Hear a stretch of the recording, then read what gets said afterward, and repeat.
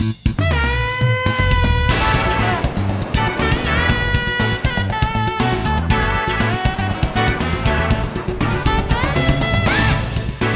from New York, it's Poets and Quants with MBA to Z. Everything you need to know about the MBA admissions process with StratusPrep. Hi, I'm John Byrne with Poets and Quants. We're back in New York for another in our series, MBA to Z with StratusPrep, the leading test prep and MBA admissions consulting firm.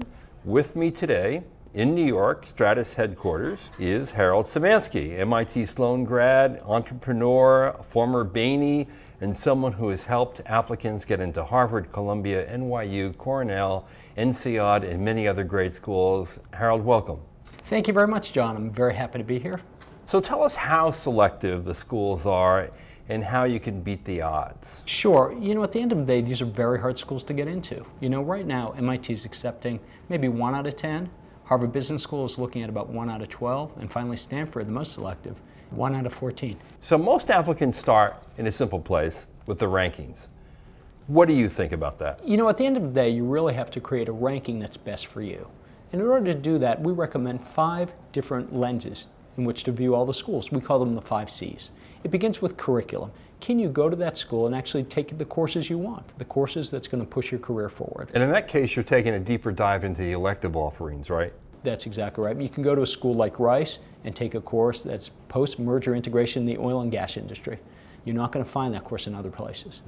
You know, the next is clubs. Are there extracurricular activities and groups that, again, will focus on what your needs are and put you to the place that you want to be? So if I want to work for a PE firm, I should have a PE club to go to, right? That's right. And a lot of schools have PE clubs, but very few schools have financial technology clubs. And if that's your area of focus, that may be what you should be looking for. You know, and the next is culture. When you go there and you breathe the air, are these your people? Is this a place you're going to be comfortable at for the next 2 years? Culture is hard to define. Generally, people think about it in terms of cooperative cultures and competitive cultures, but it's much more nuanced than that. You know what it is, and honestly, the best way of figuring out what it is through one of our C's, communication. You have to go there, you have to be on campus, you have to talk to people who went there, and honestly, you have to talk to them about what they liked and what they didn't like. And then beyond that, we also have cost. You know, needless to say, business school is very expensive. That's more meaningful and significant for some people rather than other people. So if cost is a big factor, you want to look at schools that potentially could offer you a scholarship. And there are some that are very generous and there are some that are less generous. And certainly when you make your own rankings, that's something to think about. And of course, you can't just have your heart set on one school. So what we recommend for most of our clients is the 3+3+3 strategy.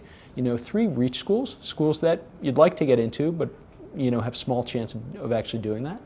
You know, the 3 target schools, very good chance of getting in there and really a place you'd feel very comfortable. And the 3 safety schools, again, great schools, and it gives you a better chance of getting into those schools. Super. Harold, thank you so much. Thanks, John. If you'd like help selecting the list of target schools or applying to a highly selective MBA program, reach out to StratusPrep at stratusprep.com. Join us for another one of our series of videos, MBA to Z. Everything you need to know about MBA admissions.